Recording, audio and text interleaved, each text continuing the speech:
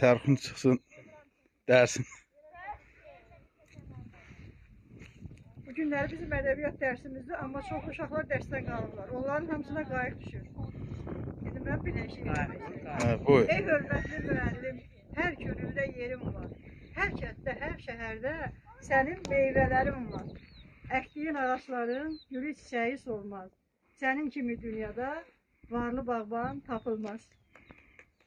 Aferin. Sen ürəyimin zərif telləri. Zirvədən ucasan, qönçədən təmiz, mavi bir dalğasan, ey tələbəlik. Maşallah. Məktəb illəri. Uşaqlar 41 ildən sonra yenidən dərsdəyik. Ədəbiyyat dərsindədir. Mən həmişə əfəndi ilə oturmuşdum, yenə də əfəndi ilə oturmuşam. Əfəndi, Müəllim, olar bir sual verim. Buyurun. Ədəbiyyat nə deməkdir sözünün mənası? ədəb. Yox, mənası nədir, hardan götürülüb?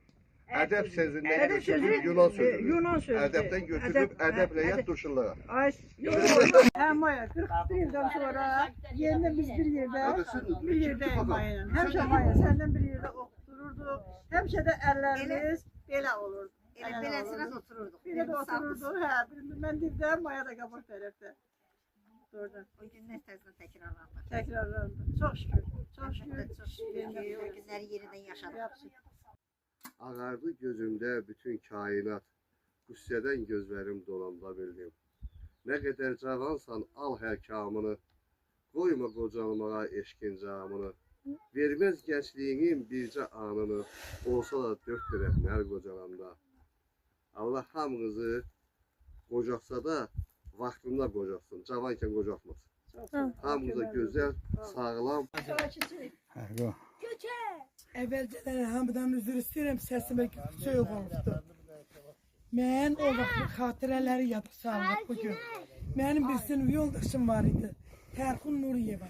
O şeir yazırdı. Bugünə kimi hələ də o şeir mənim yadımdadır. Mən çox istərdim ki, o şeirdən bir parça deyim. Deyir, üzüm dərər, pambıq yığar, maşın sürər, alim olar.